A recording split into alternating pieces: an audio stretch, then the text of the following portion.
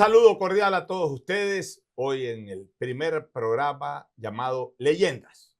Es que justamente por este estudio van a pasar las leyendas del Ecuador que han dejado sus huellas en el Ecuador y el mundo, preferentemente en campos deportivos, pero también de otros lares. Y hoy tenemos un invitado especial, ni más ni menos que la gran leyenda del tenis ecuatoriano, Andrés Gómez Santos. Un hombre que dejó en alto el nombre de Ecuador e hizo flamear la bandera nacional en los grandes eventos internacionales del tenis allá por la década de los 80. Vamos a saludar con Andrés. Y en primer lugar, Andrés, bienvenido. Y preguntarte a ti, ya vamos a hablar de tu vida y todo, pero yo quiero una primera impresión tuya sobre esta gran final que se vio el fin de semana pasado.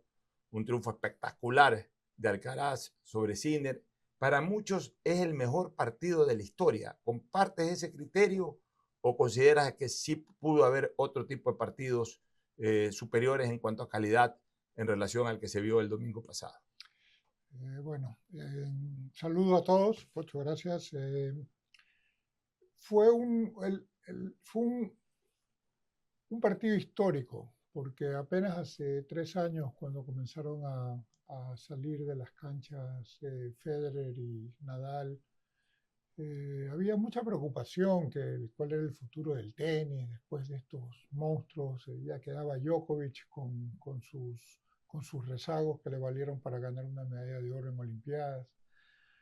Y nos encontramos con este partido de repente que asombra a muchos, quizás otros que no están tan asombrados del nivel. Pero es la evolución normal del deporte. La gente dice, oh, ¿quién va a jugar como este? ¿O quién va a jugar como el otro?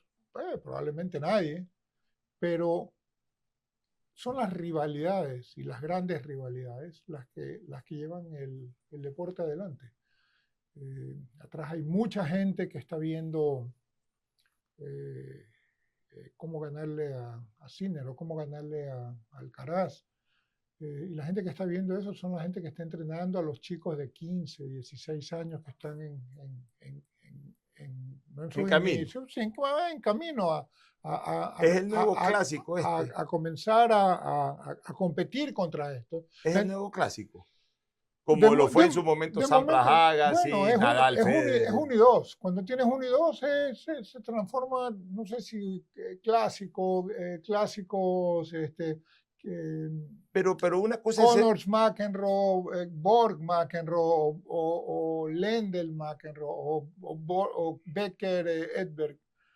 Pero te digo una cosa, o sea, el ser 1 y 2 no es una condicionante para ser clásico, porque el 1-2 puede cambiar de una temporada a otra, sí, pero clásico es cuando los mismos rivales se enfrentan por muchos años y generan la expectativa mundial solamente por el hecho de que choquen. Pero es que van a ser normalmente los mejores los que van a tenerla. O sea, si Djokovic o Federer o Nadal no hubieran sido el 1 o el 2, quizás no hubieran competido tanto. ¿Por qué? Porque probablemente hubieran tenido otro tipo de rival o incluso no se hubieran encontrado en finales, sino en cuartos de finales. Oye, a mí me queda un vacío en la década de los 80, que fue incluso tu década. ¿Quién más autorizado para ti que tú para poder referir esto? Me queda un vacío de los clásicos en el tenis mundial. En la década de los 70, el primer clásico que yo recuerdo era Conor Borg. Y luego se metió en medio ahí McEnroe y también eran clásicos Borg-McEnroe. Luego en los 80 me parece que queda ahí un vacío, porque Lendl, que fue el que más predominó durante los 80, no tuvo un clásico rival. Tuvo muchos rivales, pero no un clásico rival. Pero era McEnroe su rival, o sea, jugaron...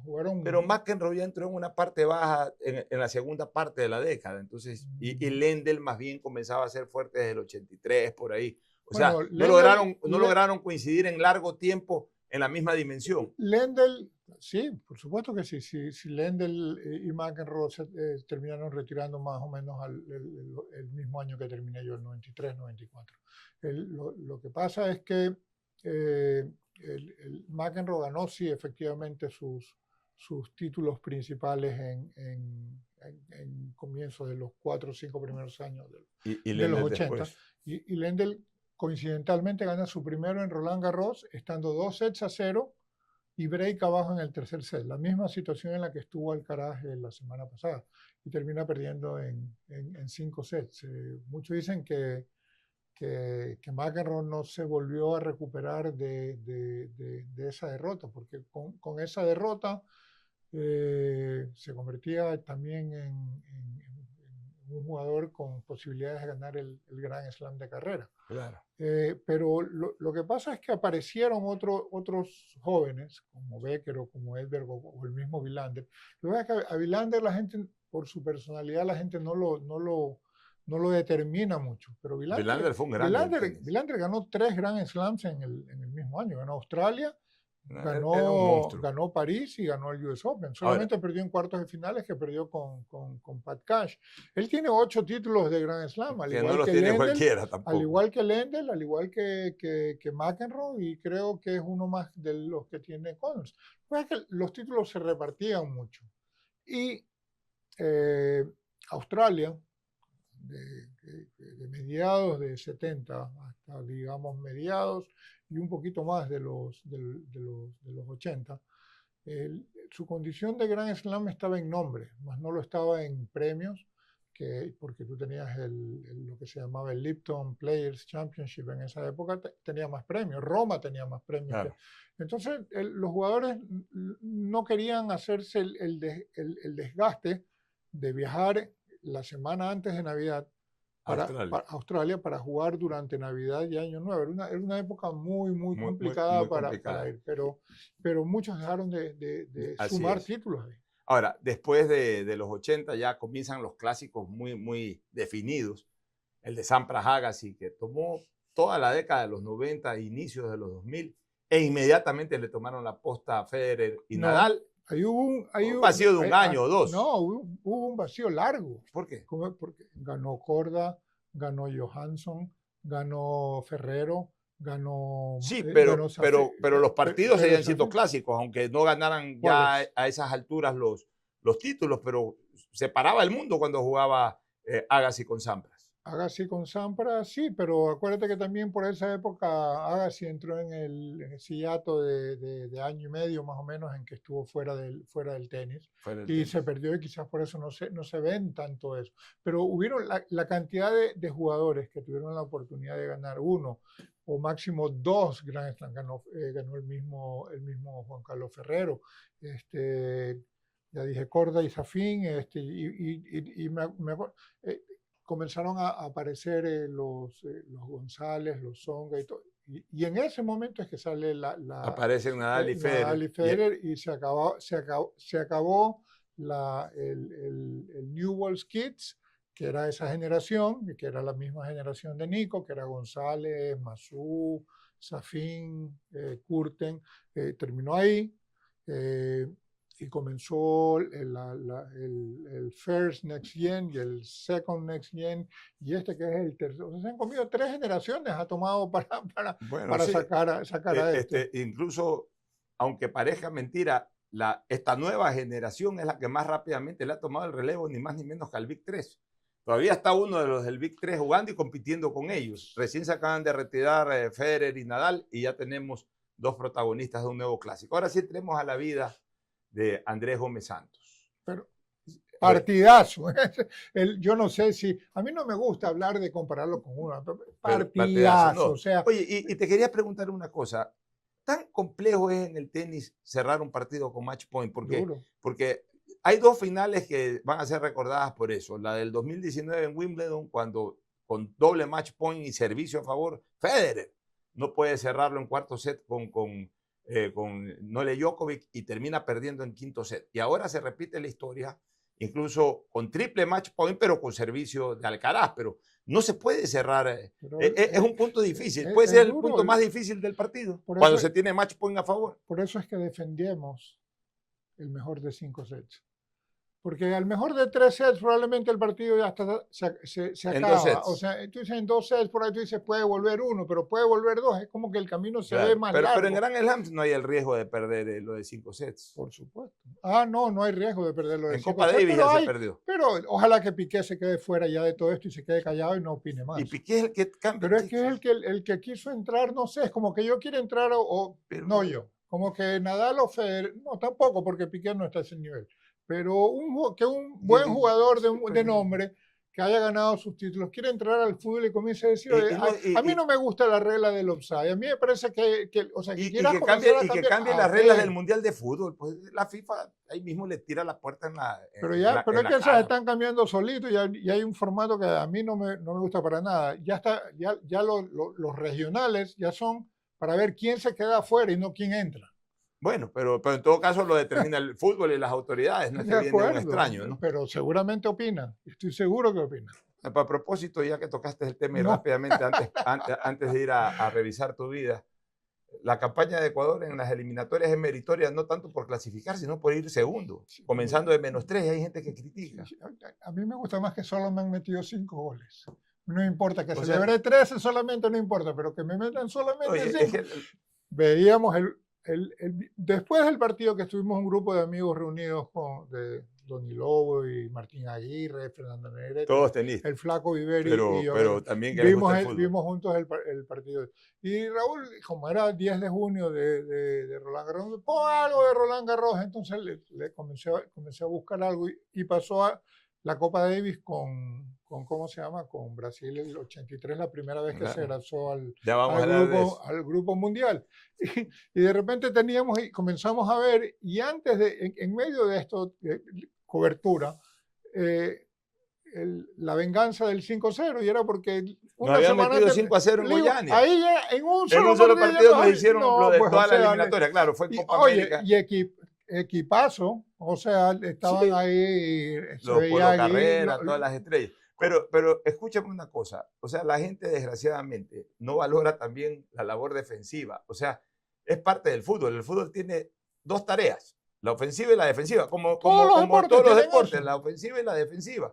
El que tiene una gran virtud defensiva tiene un mérito enorme, como que si tuviera una gran virtud ofensiva. Lo ideal es tener equilibradas las dos cosas. Hoy Ecuador no tiene el equilibrio, pero aprovechemos el momento en que es una instancia superlativa en una de esas 2 tareas del fútbol, que es la defensiva. Pero una cosa, te voy a decir, y eso es en todos los deportes, es mucho más cansado físicamente atacar que defender. Así es.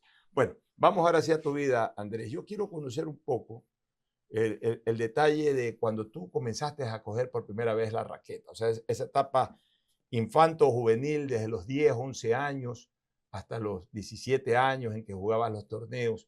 ¿Cómo nació esta pasión por el tenis? En casa. Mi padre jugaba y mi hermano Antonio jugaba. Y obviamente que cuando ya tenía 6, 7 años ya acompañaba a mi hermano. ¿Tu papá jugaba sudamericano? ¿Era pareja con el gordo Carlos Icaza?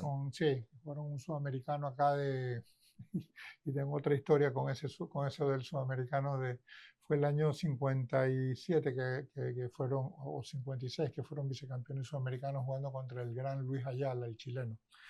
El tenis estaba ahí.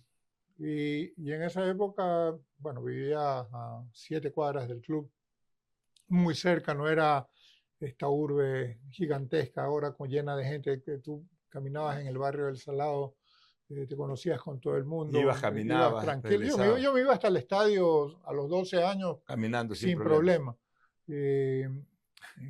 Y ya entré ahí, de repente entré a las clases de natación primero, y con el profesor César Jiménez. Ahí está, también fue mi profesor.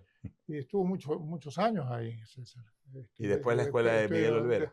Y me anoté, pero ya había cerrado la parte porque se acabaron los cupos y no pude entrar.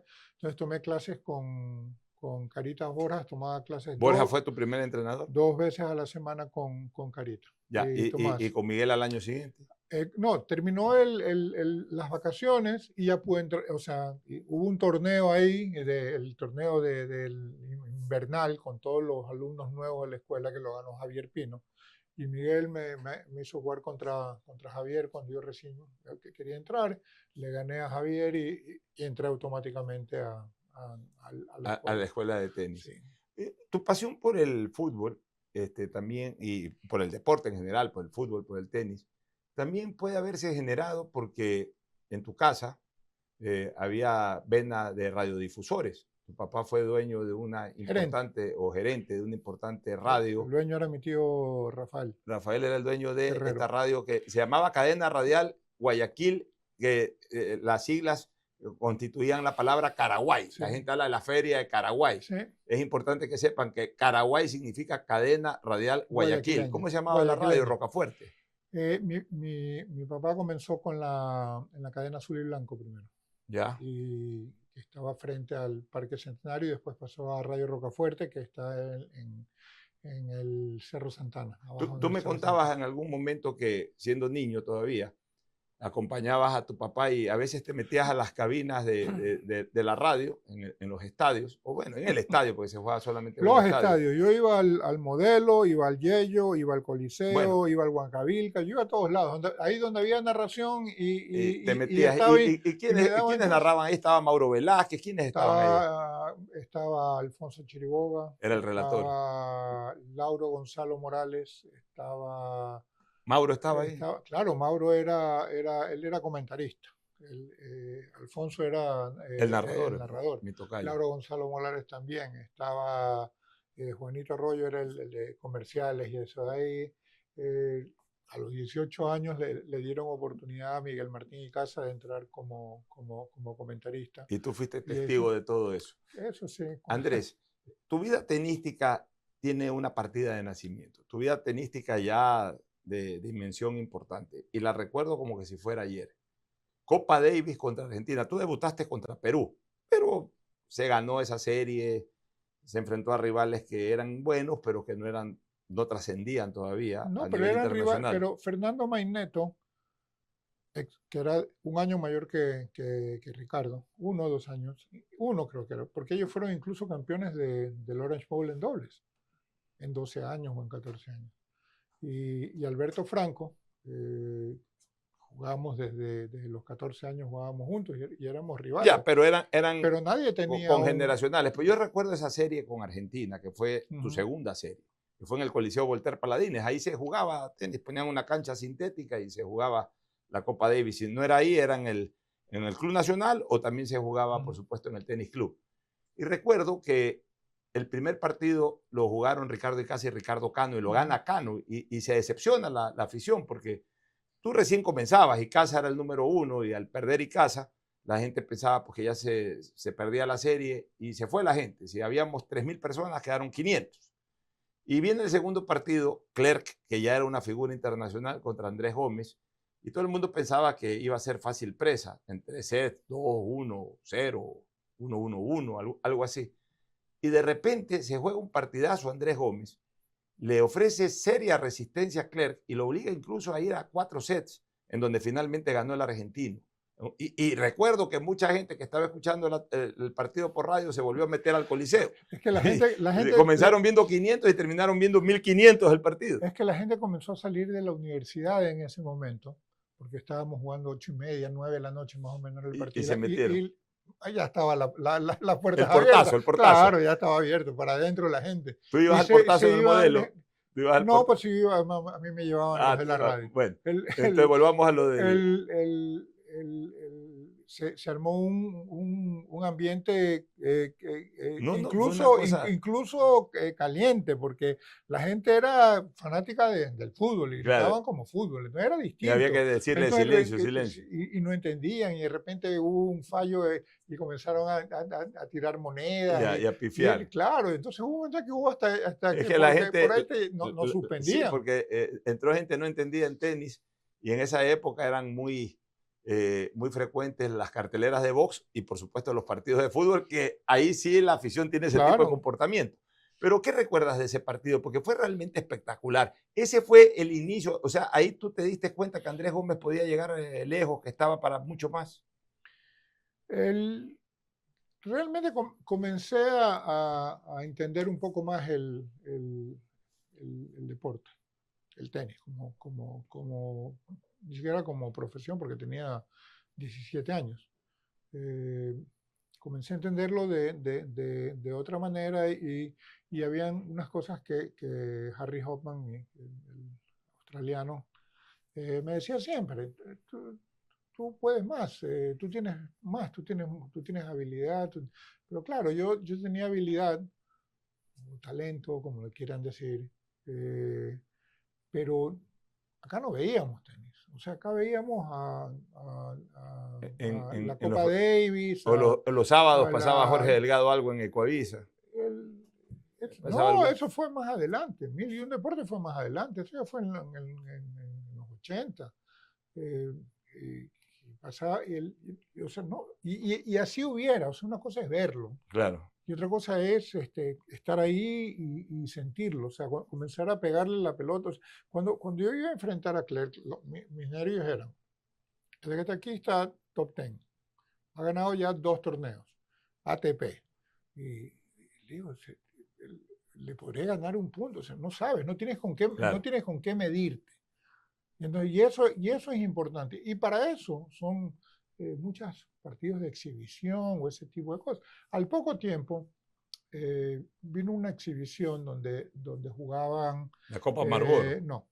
Ilie Nastase, Adriano Panatta, Artur Ashe, Vitas Gerulaitis, que fue, me parece que por el 78, y trajeron a los 2 venezolanos que fueron la final del Sudamericano con Raúl Vieruno y conmigo el otro, que eran Pepe Bóveda y Alberto Miombet.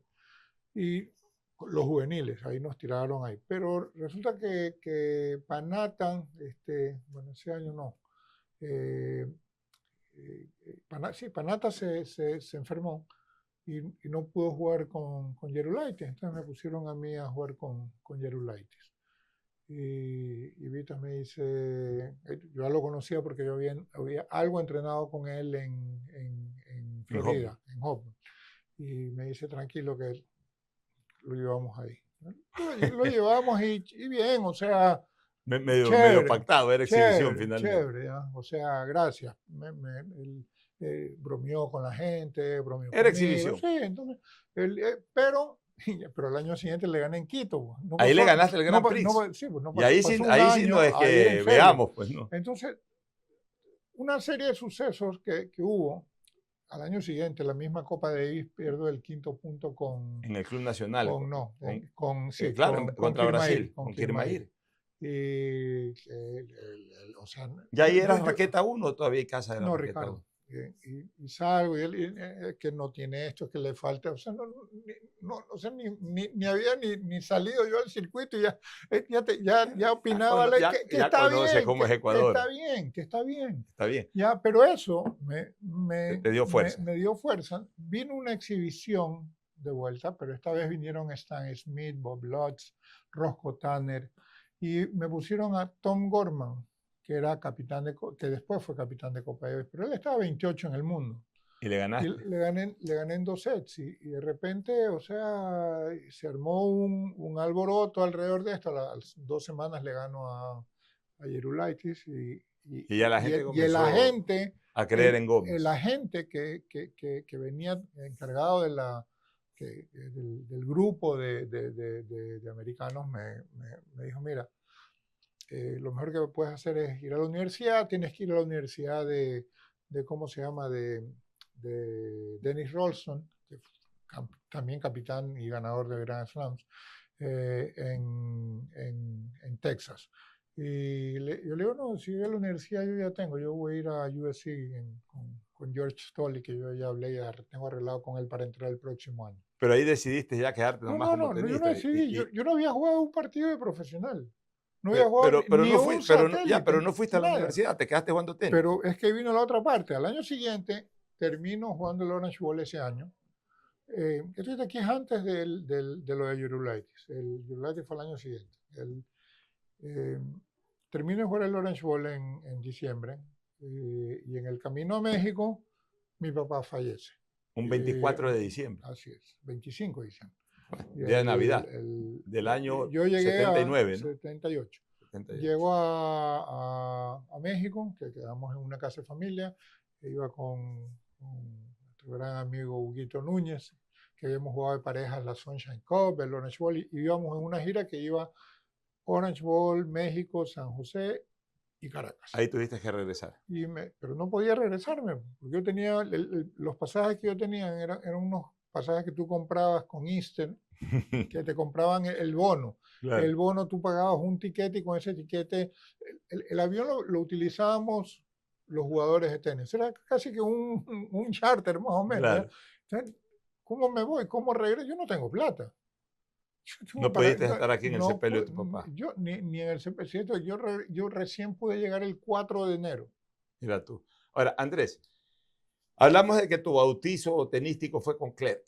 Ahora vamos al siguiente sacramento, como se dice en términos religiosos, la confirmación.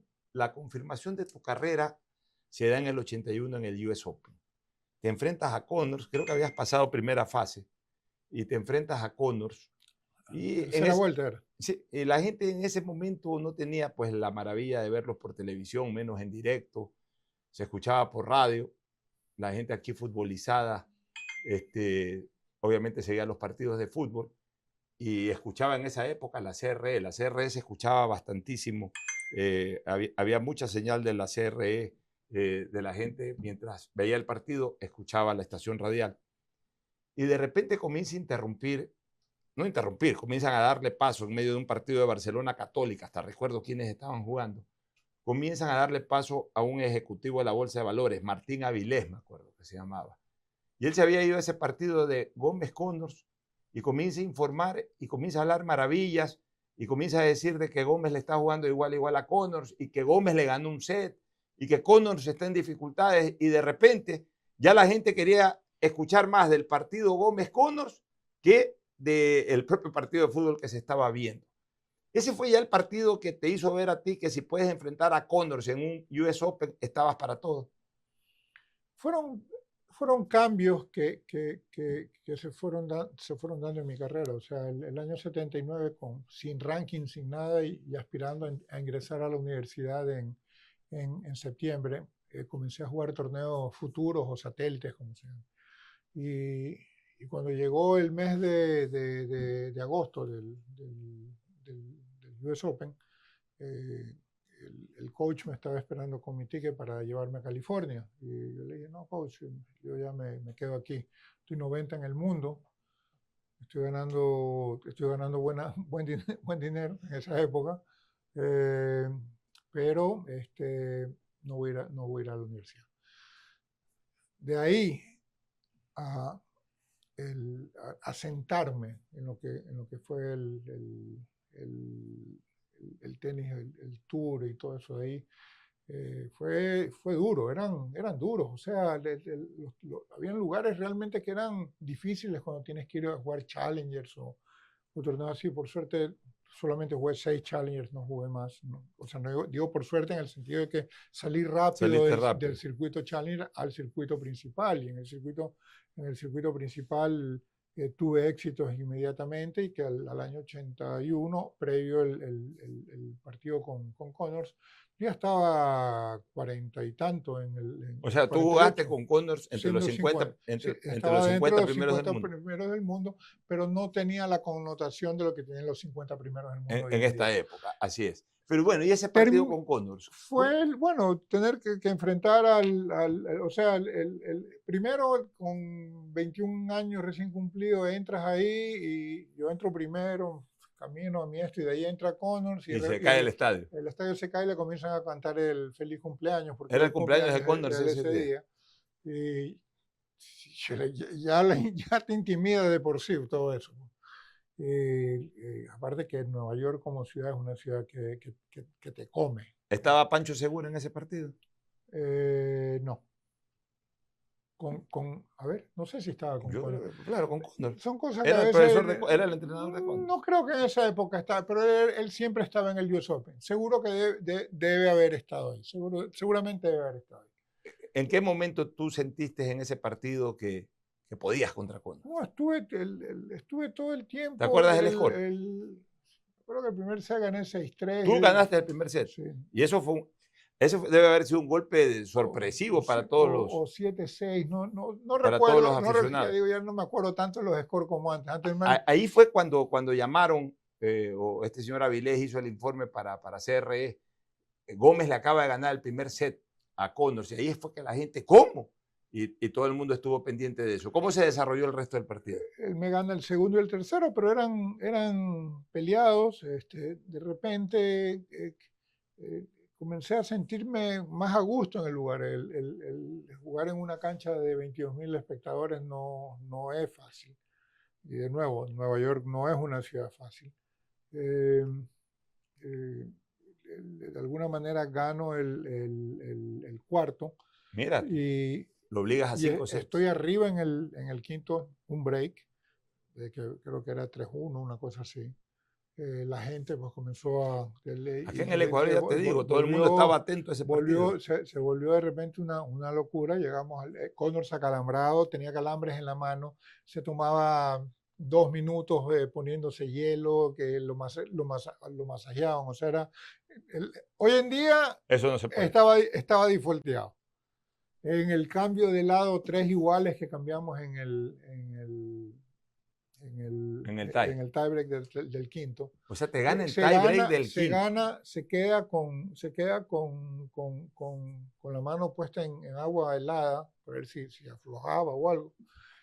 Y yo esperaba. O sea, te jugó la del viejo zorro también. Te jugó la del viejo zorro. Y nadie le iba a decir nada. No, pero en su cancha. Te hizo sentir la condición de locatario. Pero ahí cometí 2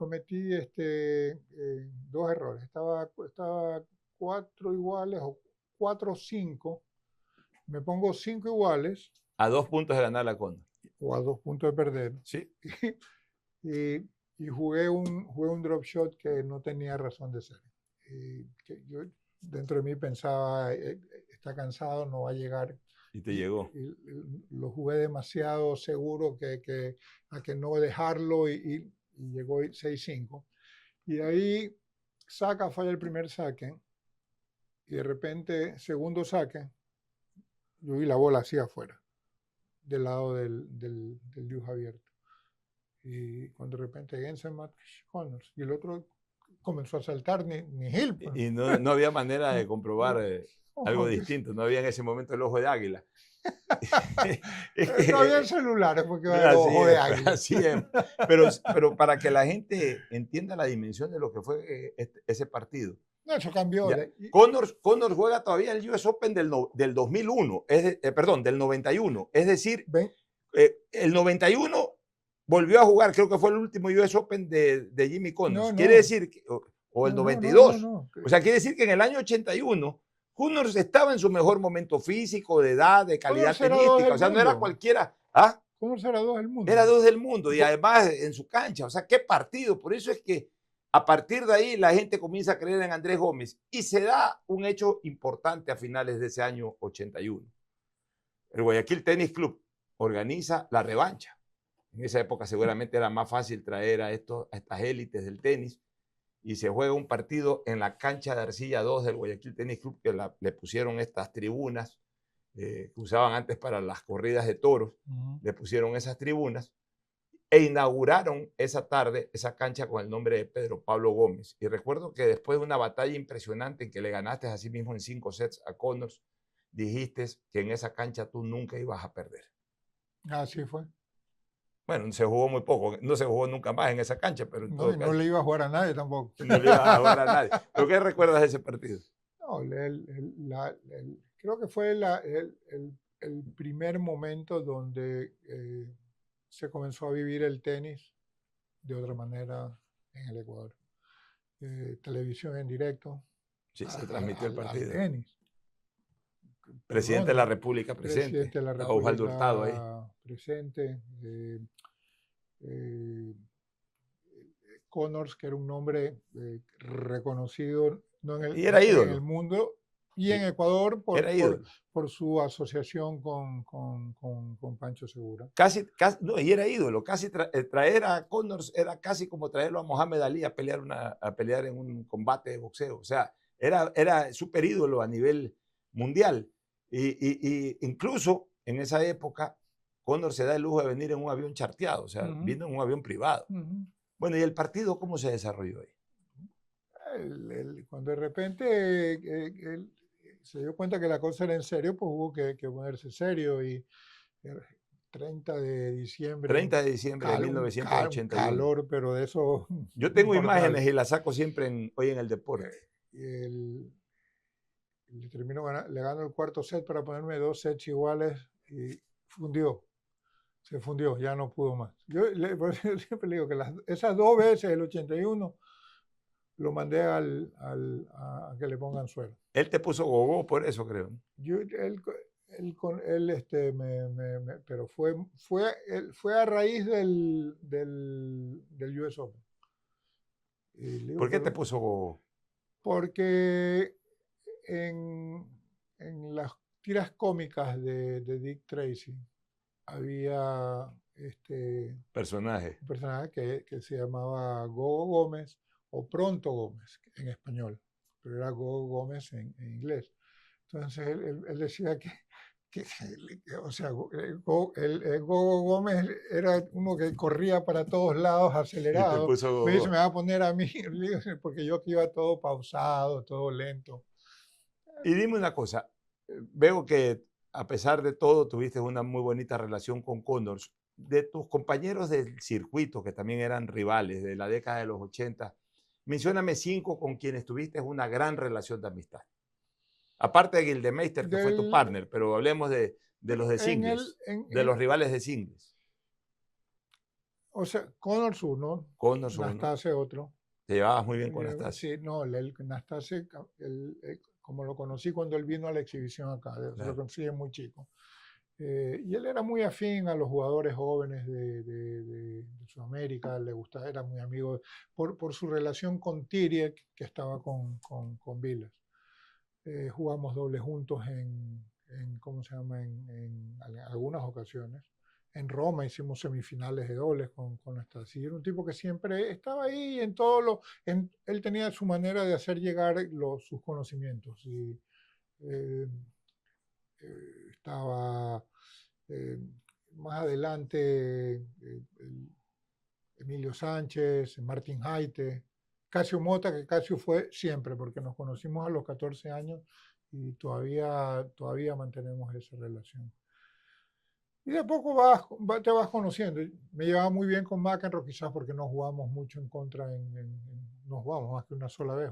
Con Borg te enfrentaste muy pocas veces. Y él salió muy temprano. O sea, yo recién comenzaba y él ya jugué en Roland Garros. ¿Con Vilas, tu relación con Vilas? Con Vilas era una relación Vilas era muy reservado y muy separado y aprendí de eso.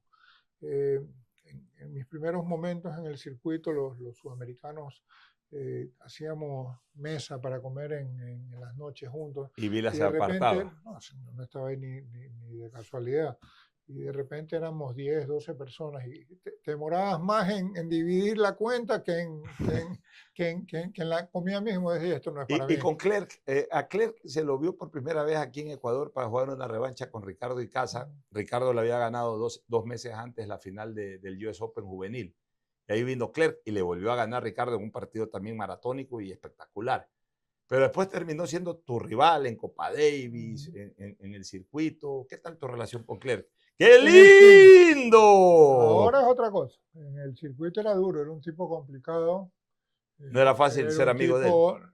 No, pareciera que era fácil, pero era un tipo que te intimidaba, porque era muy potente, un jugador de mucha fuerza. Y él esa fuerza te la quería hacer prevalecer fuera de cancha también. Entonces, yo opté por alejarme después de que me ganó las 4 primeras veces que jugamos. Aparte me ganó muy fácil. Hasta que el año 84 le ganó en semifinales de Roma.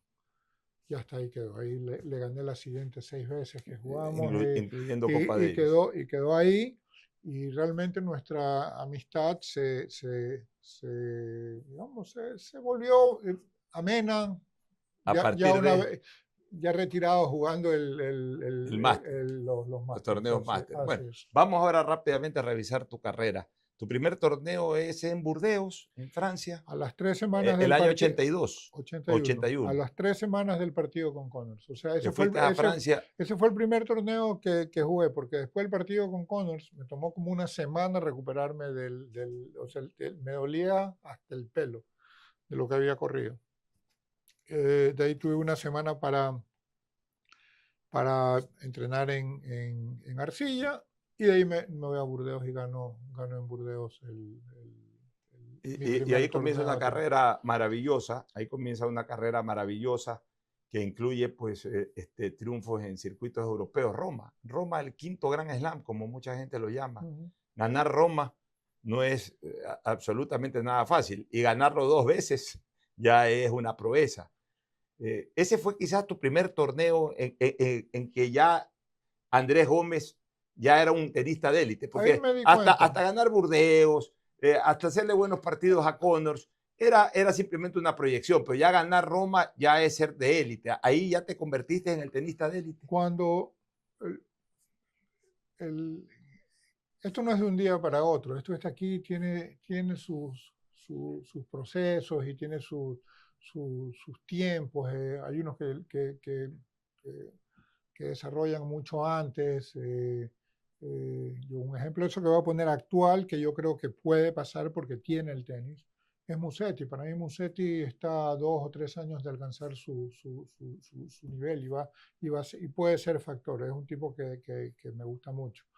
Eh, el, cuando llego a Roma el 82, eh, me toca uno de los cuadros más difíciles que había tenido.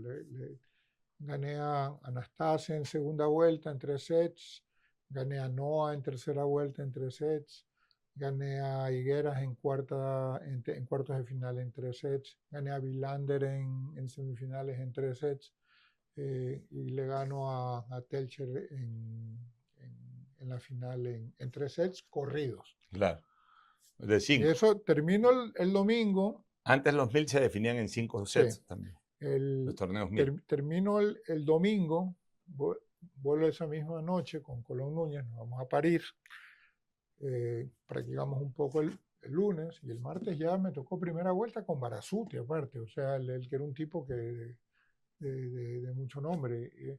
Y de repente como que no alcancé a asimilar mucho, porque no hubo tiempo de tanta cosa, pero de repente luego el partido con Barasuti, los italianos se comenzaron a acercar mucho, que sí, que el favorito del torneo, porque yo le gano a Villander, y Villander, que había ganado Milán en marzo, abril, una cosa así,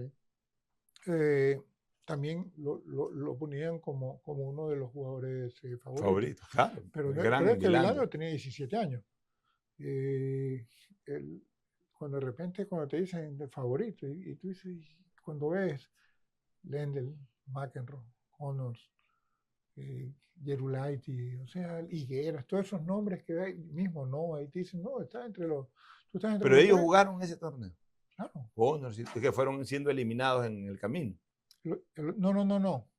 Ya estoy en París, ya estoy en Roland Garros la semana siguiente. Pero digo, en Roma ellos jugaron ese No, torneo. Noah, Higueras, Villander, Pero, por ejemplo, ¿por qué Nastase. no jugó Connors? ¿Por qué no jugó Connors y McEnroe no jugaban muy. McEnroe?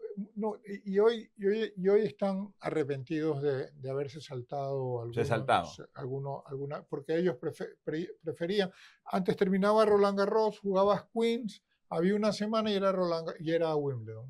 Claro. Y ahora hay 3 semanas de por medio. Ya, y estabas contando Llego de Roland allá y de Garros. repente, favorito. O sea, te ponían favorito de Roland Garros. Terminó perdiendo con Peter McNamara en octavos de final 11-9 el quinto. Ya venía reventado, porque no es que hubo la semana esa de por medio que hay ahora para descansar. No, esto aquí era como que comencé en Roma y se montó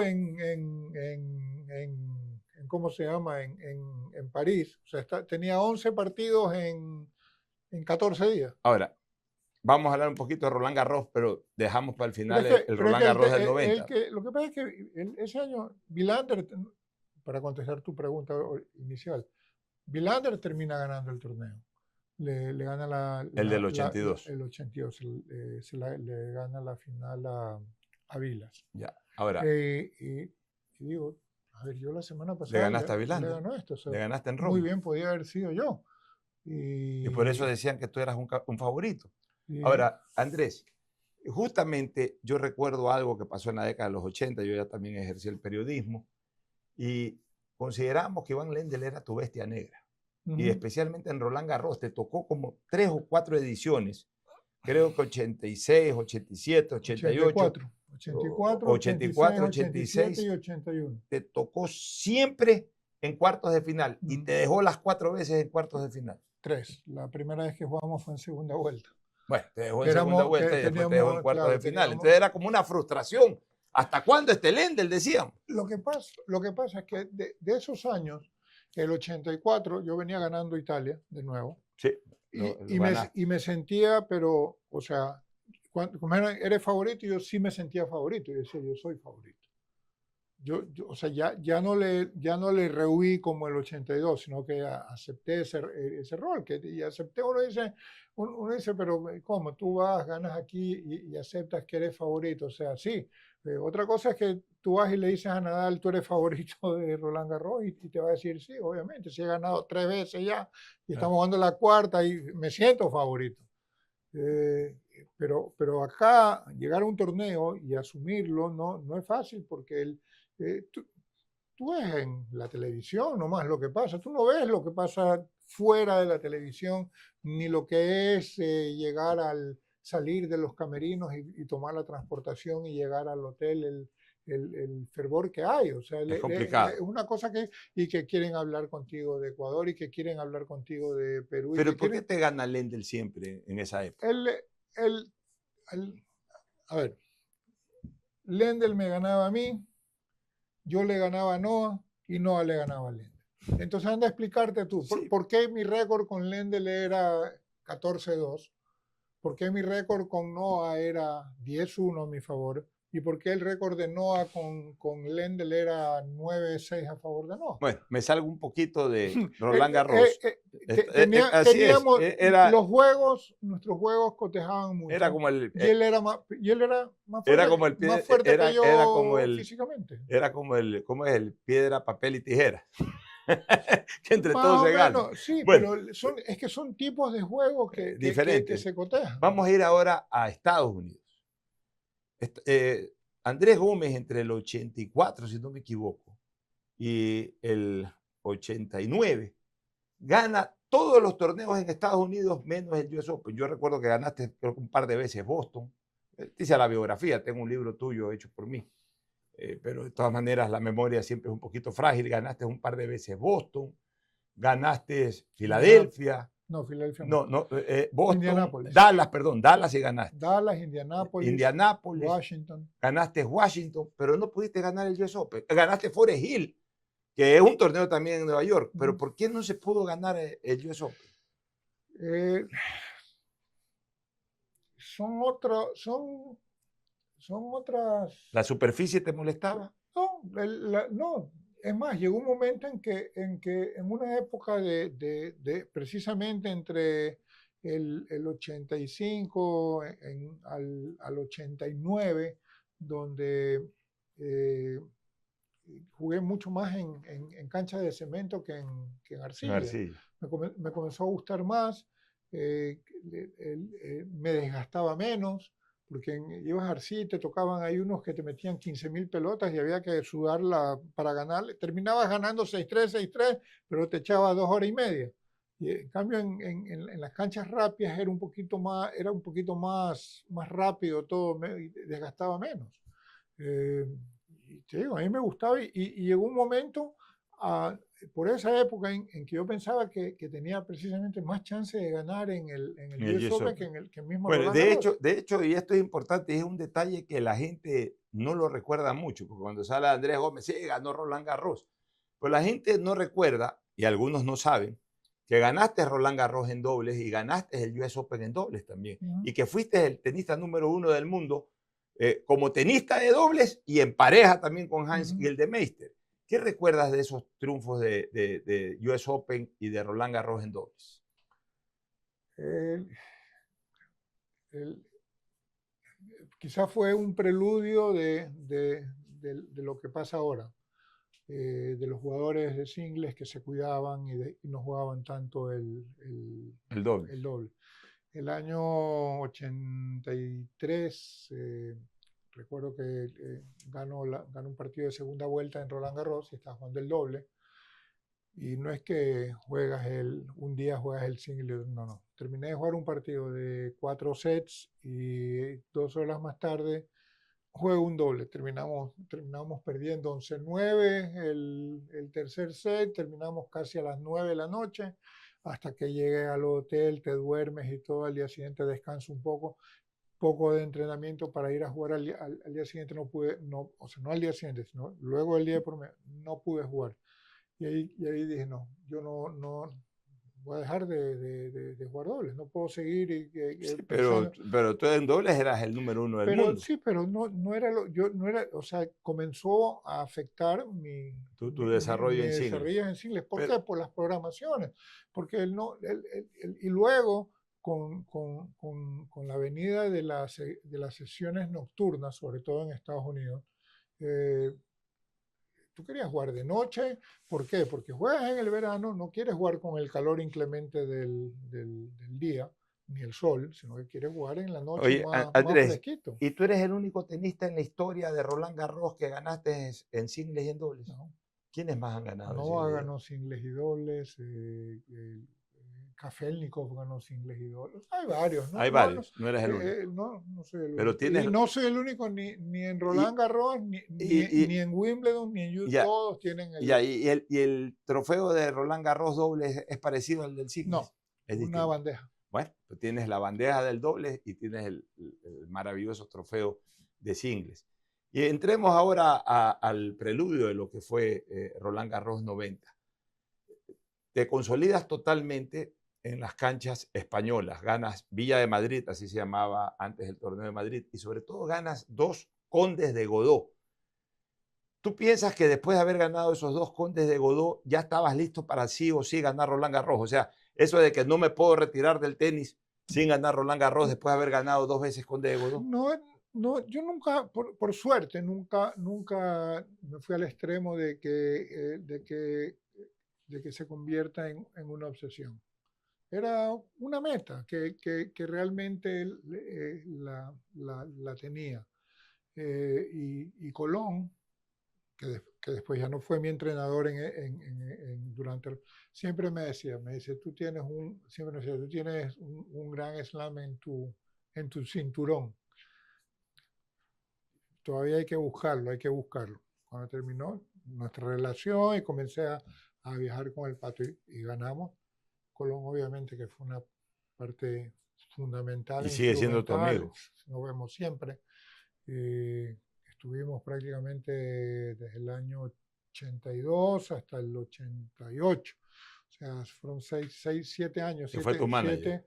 Que fue mi entrenador, no, mi manager era otro. Yo tenía ¿Cuál es la diferencia de manager con entrenador? El manager es el que manager es el maneja que la parte maneja de la parte logística. de logística, la parte de exhibiciones, El entrenador es el que te contratos está dando detalles. sí, el que te ayuda a armar los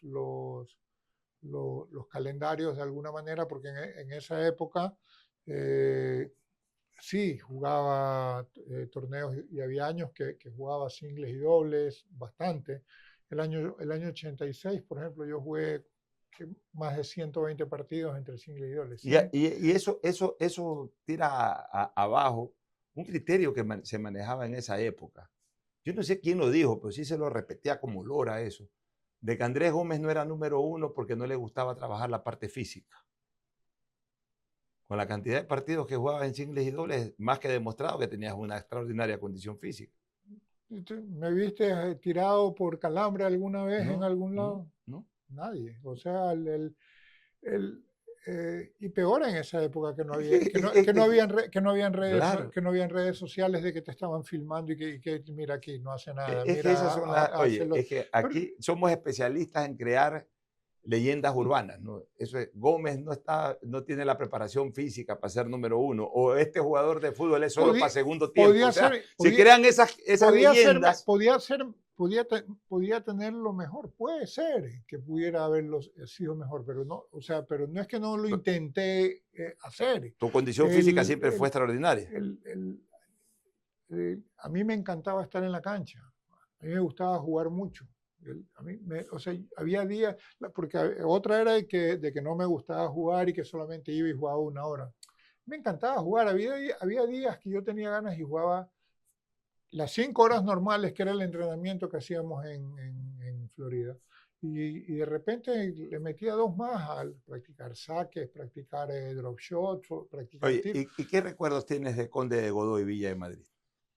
El Conde de Godó es un espectáculo, o sea, es una ciudad que sus características son parecidas a las de Guayaquil, entonces te sientes cómodo. El Real Club de Tenis Barcelona es un ambiente similar al que teníamos en el viejo Tenis Club del Centro. Socios que llegaban, socios que entraban a jugar, un bar muy ameno donde estaba toda la gente. ¿Te sentías en casa? Entonces me sentía totalmente a gusto. El personal encargado de camerinos te saludaban, ¡hey, campeón! Y además eres bicampeón, y Villa de Madrid distinto, lo que hoy le llaman la caja mágica. Totalmente distinto porque era otro contexto totalmente diferente. Más capitalino. Se jugaba en arcilla, se jugaba en el club de campo, que era un club que el torneo se estaba comenzando que en una época España pasó una época durísima, donde sus primeros jugadores eran Fernando Luna y José López Maeso. Que estaban en 50 para arriba. Así es. España despunta. España tiene su protagonista número 1, que fue Manolo Santana en los años 60. ¿Sí? Y de ahí ellos arrancan ya por los 90. Con Emilio Sánchez. Con Emilio Sánchez Vicario. Con Sergio Casal, después Sergi Bruguera ganar. Y ahí comienza realmente a consolidarse. Y más adelante ya viene Nadal y ahora tienen toda esta armada. Y antes de eso tenía a Moya y Ferrero. Moya y Ferrero, así es. Vamos ahora hacia Roland Garros. Roland Garros 90. Cuéntanos un poquito la campaña, la carrera hasta semifinales. ¿Qué rivales te tocó y en qué momento tú pensabas que de repente no llegabas? No, eso nunca pensé. O sea, en algún momento, algún partido no tuviste drama, algún partido no tuviste no estuviste cerca de perderlo. Primer año y por coincidencia no estuvo Lendl. Sí, no fue Lendl a ese torneo. Porque él quería ganar Wimbledon, que era el que le faltaba. Y se dedicó a prepararse. Comenzó a jugar en Saspe desde marzo, comenzó a jugar. Toda la temporada de arcilla la pasó entrenando Bueno, ¿y a quiénes te enfrentaste? Gané a Fernando Luna, precisamente, le gané a Chelo Filippini, le gané a Alexander Volkov, un ruso, que estuvo... ¿Todos ellos relativamente fácil? No, 3 sets, 4 sets a Volkov. De ahí juego cuarta vuelta Gustafsson, a quien le había ganado yo la semana anterior en Roma, o 2 semanas antes. Se lesiona jugando con Diego Pérez, y cuando termina el partido y se va directo al hospital a ver qué tenía en la rodilla, le dijeron: tienes ruptura no lo había ni sentido con la adrenalina. Entonces gané por WO ese partido.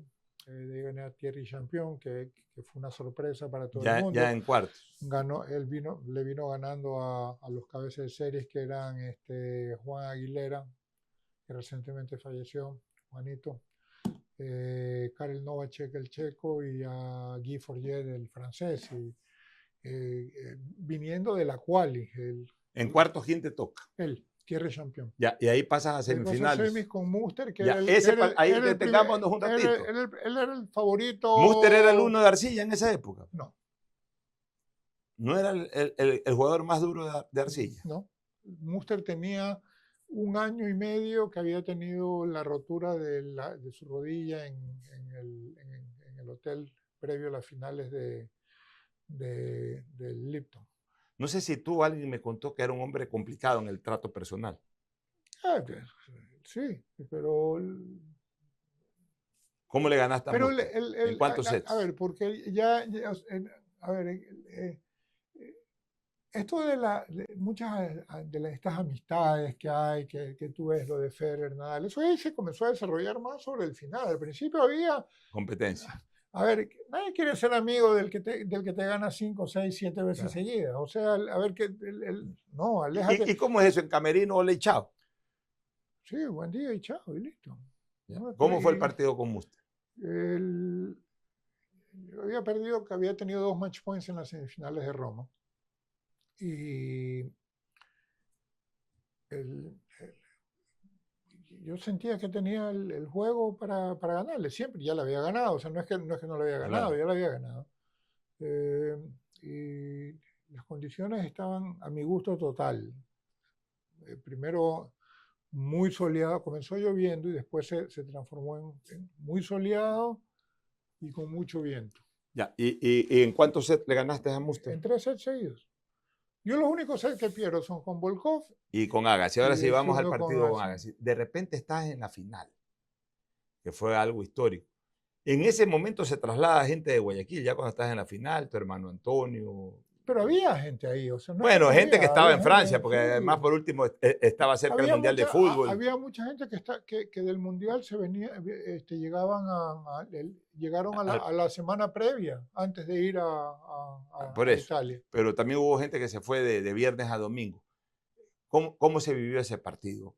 Andrés Gómez, ¿qué pensaba en cada punto? O sea, tú ya una vez que clasificaste a la final y estabas jugando a la final, ¿qué sentías? Que de ahí no podías salir sin levantar esa copa. O sea, no, porque son situaciones extrañas. Sigues con lo que vienes haciendo bien. O sea, No es distinto jugar una final. O sea, debe haber una diferencia entre jugar primera ronda y Sí, una no, final. O sí, sea, está bien, pero por suerte yo ya había ganado 16 finales antes eso es importante. y había jugado muchas finales y había competido mucho con rivales, o sea, con nombres, Connors, McEnroe, Borg, Becker, Wilander, Edberg, o sea, Agassi era un hombre nuevo que llegaba. Pero ayúdame a la memoria. Agassi no había jugado el año anterior la final con Chan. No. No fue Agassi. No. Chan le gana la final a Edberg. Ya. Y se levantó todo esto alrededor de él. Agassi favorito en la final, por mí encantado. Aprendí también que, así como acepté el 84, el favoritismo, también acepté el 90, que el rival sea el favorito. Que los otros sean los favoritos y yo no. A pesar de que yo era el que más partidos había ganado en tierra ese año, que había ganado 2 torneos, semifinales en otros, y listo, mejores. Aparte, yo andaba con mi esposo y con mi hijo y desaparecíamos una vez que terminaban los partidos. Iba con mi rutina, me masajeaba, comía algo al hotel, en el hotel hacíamos lo que... ¿Controlaste todo el partido o en algún momento se te fue el No, control el del juego segundo se final? me fue y todavía nunca he visto el segundo set. ¿Por qué? Porque jugué mal, a los Zabalenka más o menos. ¿El primer set cómo lo ganaste? Ganó 6-3 y de ahí pierdo 6-2, pero el 6-2 se fue, pero ¿Pero en qué fallabas? no sé, de repente... ¿No te entraba el saque? No, es que no lo he visto, No te acuerdas. Y ya no me acuerdo, o sea... ¿Cómo logras entonces recapitular todo y el tercero reenchufarte nuevamente? Eso es lo lindo de haber tenido la oportunidad de jugar partidos de 5 sets desde los 17 años en Copa Davis. Y eso es lo que, esos 5 sets que tenemos oportunidad nosotros, los ecuatorianos, los jóvenes colombianos o peruanos, los jóvenes de país, o sea, un francés o un español jugar Copa Davis a los 17 años tienes que ser Nadal, porque antes de Nadal vas a tener una cantidad de jugadores que ya tienen 22, 20, sin que sean veteranos, sino que, pero acá yo comencé a jugar a los 17 años, ya conocía lo que era jugar Copa Davis, sabía lo que era estar 2-0 arriba y perder partidos, y así sabía lo que era estar 2-0 abajo y ganar partidos. ¿Cómo ganaste el tercero? Tercero gané 6-4, le quiebro el primer game del tercer set, después de que había jugado, que según había jugado muy mal, comienzo y hay un un letdown. Él bajó él un poco la intensidad al comienzo, por eso es que los comienzos de los sets son muy importantes.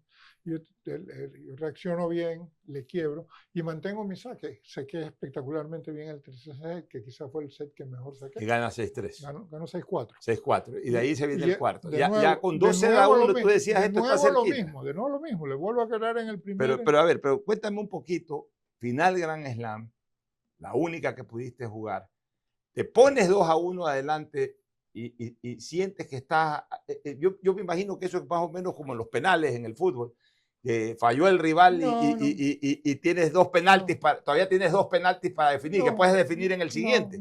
O sea, algo debe de darte confianza salir 2-1 en una final sobre 5 sets. Sí, pero más lo que pensaba era seguir haciendo lo que estaba haciendo bien. Sin querer, seguir usando la táctica que me estaba dando resultados. No había para qué cambiar. Tomar la iniciativa del partido, tomar riesgos cuando había que tomarlos, cortarle el ritmo a él, no darle ritmo, que los puntos no sean repeticiones de más de 15 veces muy seguido, para ir aguantando el físico, porque de todos modos, pues... Ahora, cuéntame el match point. Llegas al match point, creo que lo definiste en el primero. El primero, sí. Cuéntame, ¿qué pensaba, qué sentía Andrés Gómez cuando tú estabas sirviendo? Sí. Tú cerraste sirviendo. Sí. Ya, cuando estabas boteando la pelota en match point, un puntito y ganabas el Grand Slam, ganabas tu sueño, cumplías tu sueño de ganar Roland Garros. ¿Qué pensabas en el momento en que estabas boteando esa pelota para servir en el match point? Saque abierto, me viro de derecha y la tiro paralela. O sea, tu pensamiento era técnico, no emotivo en ese momento. Lo que había hecho toda mi vida. Está bien, vida. pero por eso digo, tu pensamiento en ese momento, o sea, cuando boteabas la pelota, tú estabas concentrado absolutamente en la parte técnica. O sea, no se te vino otra cosa. Chuta, voy a ganar. O sea, 100% metido en la jugada, nada más. Que te sea totalmente por favor. No me acuerdo. Mira eso. Estaba en otro lugar, estaba en otra zona, estaba metido en otra cosa. Bueno, ¿y cuando? Quizás veces hubieron veces que estuve en esa zona de jugar y eso de que cerrar los ojos y la bola entraba. Como cuando le gané a Noah 1-6-0 en Indianápolis en semifinales. Hubieron partidos que fueron así, simplemente... Salía todo. Sí, y mientras menos piensas, mejor. Simplemente vas con lo... O sea, el saque abierto, correrme un poquito para la derecha, tomar la bola con la derecha y tirarla al lugar abierto. O sea, desde los 14 años hasta los 30 que tenía, no sé cuántos, los tengo que haber hecho 1 millón, 2 millones de veces. Bueno, y cuando... Entonces tienes que ir con eso, tienes que ir con lo que, porque ahí no te da chance a hacer algo distinto, que es cuando cometes el error, igual puedes fallarlo.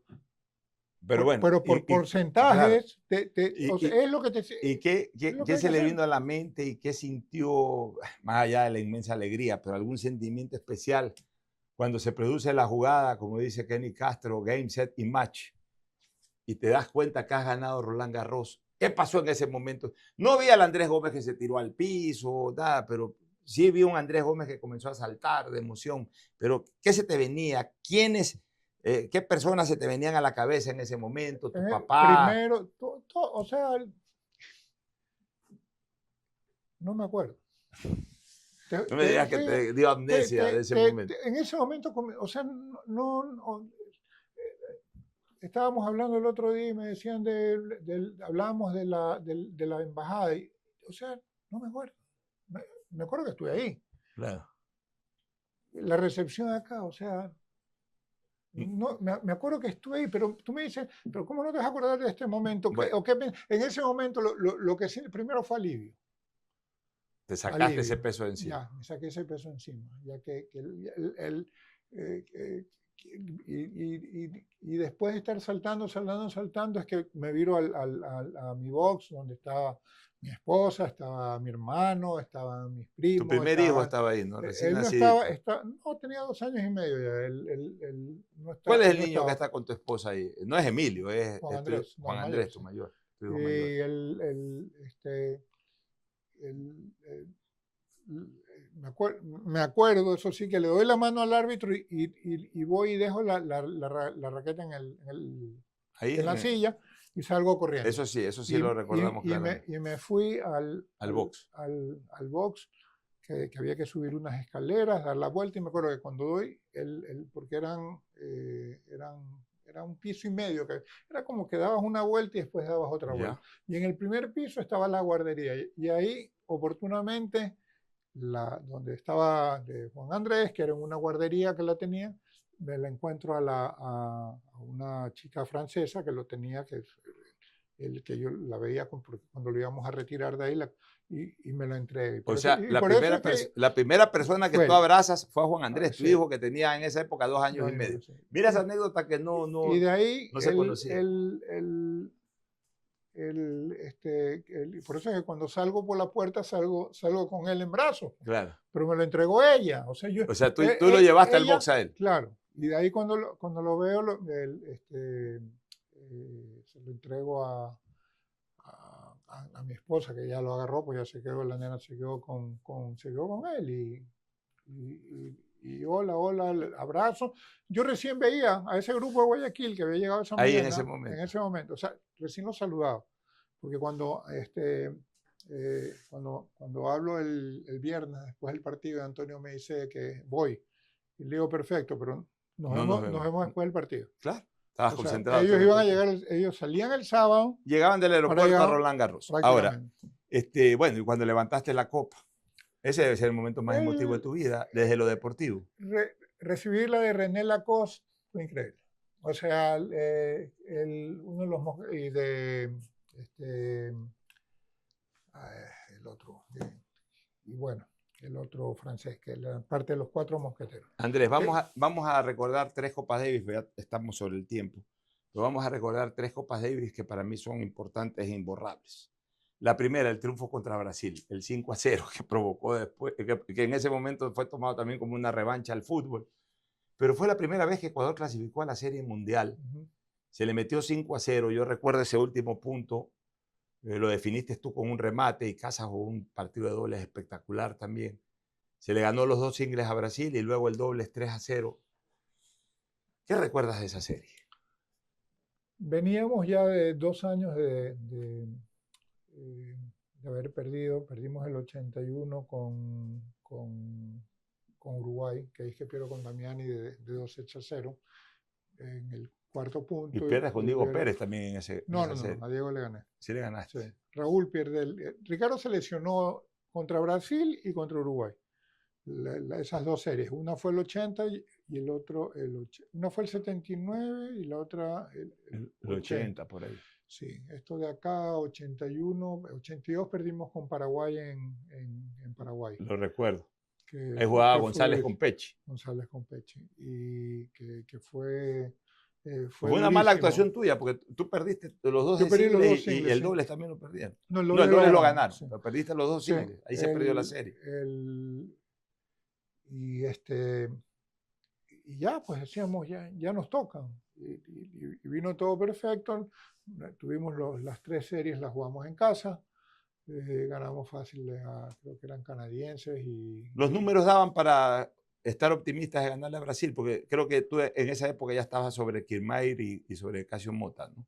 Tenía esa revancha con Kirmair de que me había ganado 2 años y Ricardo, de esas cosas que también tiene el tenis, tenía récord favorable con Mota. Sí, pero juega 12 bares. El single. No juega Mota juega el doble. Mota ellos eran 5 en el mundo ese año, y de hecho clasificaron al Masters a final de año. Y Ricardo creo que fue su último año activo realmente. No, el año siguiente, hasta después de la Copa Davis con Nueva Zelanda. Bueno, pero en todo caso, al ganar ese punto, ¿qué se sintió? El tenis, al ganar el tenis punto, se comenzó a consolidar como deporte de de élite y de éxito. Pasó a ser el segundo deporte en el Ecuador a partir de ahí prácticamente. Y de que creo que todos esos logros comenzaron un poco a ir a favor del resto de equipos, porque ya no era un logro individual, ya comenzaron a hacer logros de equipo, y eso es lo que comenzó a Ahora, animar a la gente. Viene la Copa Davis triste contra Checoslovaquia. A ver, esa fue ya en el año 85. La última, después de ganarle a Argentina. Entonces comencemos con la de Argentina, claro. Comencemos con Argentina, que fue primero. Se le gana 4-1 en un ambiente hostil. Estaba Clerc, estaba Jaite. Bueno, y acá jugabas tú y jugaba Raúl.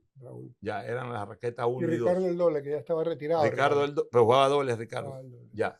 Capitán Pepín antes. Bueno, que Pepín ya desde que se le ganó a Brasil era el capitán. Ambiente hostil. Partido que se postergó de domingo a lunes. Se cierra el lunes contra Jaite y se gana, en ese momento se gana 3-1. Cuéntanos un poco de esa serie. El 84, el último torneo del año, me lesioné el hombro. Terminé 5 del mundo, podía haber terminado 4, incluso estaba pensando de que me quería ir a Australia a jugar para ver la posibilidad de subir al tercero o incluso al segundo en la carrera de lo que se llama ahora el race. En esa época era el Grand Prix. Nosotros teníamos el ranking ATP y el ranking Grand Prix. Y realmente yo perdí con Wojtek Fibak en Amberes, y desde ahí no volví a jugar hasta el partido con Clerc, en un partido oficial, digamos. Sí jugué la Copa Marlboro del Caribe, que me dio ciertos partidos. Pero fue duro porque o sea, las sensaciones de no tener partido desde noviembre hasta abril, marzo, abril, que fue el partido, o sea, mucho tiempo. Habían dudas, aguantaría el brazo. En Argentina es muy, muy lento, con pelotas muy pesadas, va a aguantar el brazo. O sea, tenía mis temores con respecto a eso, pero todo salió bien. Ese fue el partido más hostil contra Clerc. En Paraguay también fue duro. Pero digo, no, ahora nos reímos. Ya, ahora nos reímos entre nosotros, contamos, porque todos tenemos historias en todos lados. Acá en Ecuador, aquí contra Uruguay, hubo un momento que pasaron cosas feas, con Argentina, con Brasil pasaron cosas feas, cosas duras. Pero eso lo pasábamos en todos lados. Ya, ahora que ya cambió está bien, pero el partido con Clerc en Buenos Aires, en esa Copa Davis, el público se extralimitó. No, se extralimitó el lunes con Jaite. Con Jaite, en el último partido. Porque ahí abrieron, ahí fue el portazo desde la mañana, y ahí era la barra brava. Todo el mundo. La de Boca, todo el que no tienen idea del tenis, pero fueron a decir cualquier cosa. No te creas. El tenis en Argentina es un deporte muy popular y la gente lo entiende. Han tenido a Vilas por tantos años. Bueno, pero bueno, el partido con Clerc lo ganas en 4 sets. Sí. Clerc no estaba lesionado en ese partido. Él creo que tenía una molestia. Tenía una molestia, yo recuerdo pero igual se le ganó.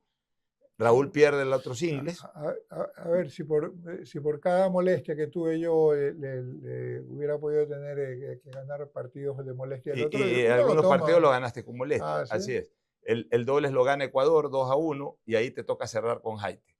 Pero Jaite recién comenzaba. Jaite era un chico que tenía en ese momento, o sea, Martín no es mucho menor que yo, tendrá 3 años menos, 4 años menos, 25 a 21. Pero en esa época, tú eras top 5 del mundo y Martín Jaite debe haber estado 40, 50. Sí. Ya. Pero fue igual un partido complicado, lo ganaste en 3 sets. No, gané en 3 sets, 6-4, 6-4. Todo el partido se jugó el lunes, ¿no? Sí, no comenzó el domingo, sino todo el partido se jugó el lunes. Lo que pasó es que el primer día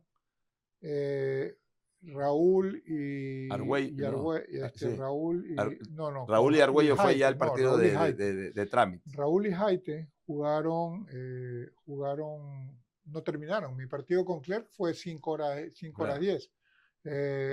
Raúl no terminó y Jaite no terminan. Quedaron, creo que en el tercer set se quedaron. Al día siguiente jugaron, terminan el tercer set y Raúl creo que pierden 5. Y por reglamento Jaite iba a jugar el doble, no podía jugar el el doble porque ya había jugado 3 sets. Entonces el partido de dobles pasó para el domingo. Ya, y ahí Para el la domingo, última jornada sí. del día lunes. Y Ahí, vamos a la última Copa Davis que quiero recordar, ya porque el tiempo ese es nos rápido. apremió. Contra Checoslovaquia. Ese es En rápido. esa época era Checoslovaquia, ahora es República Checa. Y la otra Eslovaquia. En esa época era un solo país. Y vino Lendl, que después se nacionalizó norteamericano, pero que en esa época jugaba por Checoslovaquia. Hubo mucha ilusión y rápida desilusión, porque te lesionas. Creo que se Set. había jugado, estaba jugándose el primer set. Sí. ¿Qué pasó? Hombro. No. Yo venía con una molestia en el muslo. Ya y si ves imágenes Te desgarraste. cuando juego la final de Indianápolis, que pierdo con Lendl, ya se ve una venda grande y eso de ahí a mí me molestó, comenzó a molestar en la temporada de tierra en Europa. Y se agravó durante la temporada previa al US Open. Y acá lo que tuve fue un resbalón, que no me pude apoyar en la pierna que estaba dañada precisamente, no me pude apoyar y me fui, me di duro, pero la pierna sí tuvo una distensión mayor. No se llegó a romper el músculo, pero sí hubo una distensión importante. Y ahí sí ya no podías ni caminar. Nada, y no volví a jugar hasta octubre. Claro, miren ustedes. El 85 para mí es el peor año de tu vida ya en época de élite, ¿no? Fue un año durísimo porque salía de una lesión y caí en otra y nunca pude encontrar un ritmo de juego. Hasta el final, que fui en octubre, comencé a jugar unas exhibiciones en New Jersey. Ya preparando más el 86 que otra cosa. Bueno. Pero solo para terminar, para que veas cómo el tenis es una cosa de 52 semanas. Termino yendo a Asia, juego Tokio y juego Hong Kong. Termino ganando Hong Kong, jugando bastante bien. Y a pesar de todo eso, porque esporádicamente hice 2 semifinales en Chicago y en... O sea, tampoco es que te desconectaste de buenos resultados. Es que seguía, claro. Es que tuve 10 resultados buenos. Pero ese año no ganaste ningún torneo. Solo Hong Kong. Solo Hong Kong a finales del 85. Casi en noviembre. Y me quedé ubicado como ranking, me parece que fue 13. Igual jugaste 3 Masters, ¿no? Jugaste Masters. Jugaste Master 82, fue el primero, que fue una sensación acá. 82, 83, el 84 me lesioné, tuve que salir. O sea, de ahí jugué el 85, 86 y 90. Miren ustedes. Clasifiqué 6 Masters y jugué 5. Ese de ahí, que terminé 13º, yo me fui temprano a entrenar a Florida y el Masters era a mediados de enero. El ingeniero León Férez Cordero me invita iba a Washington, me invita a que sea parte de la delegación de él, que lo acompañe a una visita en la Casa Blanca. No fue en la Casa Blanca, fue donde está Secretaría de Estado, o sea que es el primer lugar importante de cosas oficiales. Y estaba ahí y de repente me llama, estaba Rafael García, me dice, oye, acaban de llamar a decir que Connors se ha retirado y que tú has entrado en el Masters. Y que... Te enteraste por un amigo increíble. No, porque estaba ahí por parte de la delegación, no sé si con qué teléfono y cómo los conectaron, pero tenía que... porque nadie sabía dónde estaba yo. Claro. Yo me fui, no es como ahora que tienes que decir dónde estás, incluso en vacaciones. ¿Y a qué hora juegas? Me dice, 9 de la noche. ¿Y qué hora es? Son las 3. Y dice, tienes un vuelo a las 5. Yo me había llevado las raquetas, Colón me llevó las raquetas a Nueva York. Me toca contra LeConte. Le gano 6-3, 6-2. Después jugó con Crick en cuarto de final, le ganó 6-2, 6-2. Y me toca con Lendl y me gana en semifinal. Para variar, Lendl. Para variar. Bueno, en todo caso, Andrés, hemos recorrido tu vida. Si fuera de hablar de todo lo que hiciste en una No hemos cancha hablado de de tenis, nada. realmente no hemos hablado de nada, pero bueno. Ya se viene el libro, se viene el libro. Ya vamos a hacer nuevamente la segunda edición del libro, pero realmente es maravilloso recordar la vida deportiva de Andrés Gómez. Si Andrés hubiese desarrollado su carrera tenística en épocas actuales con la televisión en que pasan todo tipo de partidos, incluso hay canales especializados de tenis que pasan hasta los torneos más pequeños, hubiese sido una locura realmente lo de Andrés Gómez. Lo tuviéramos todos los fines de semana viendo en semifinales y en finales. Desgraciadamente no hubo esa posibilidad en la época en que él desarrolló su tenis, pero no por eso es menos grande. Sin lugar a dudas, Andrés Gómez Santos es uno de los mejores deportistas del Ecuador y deberá ser siempre recordado así, una verdadera leyenda. Gracias, mi querido Andrés, por tu presencia y Gracias, realmente Pocho. lindo haber recordado tu vida. El próximo domingo estaremos con un nuevo invitado.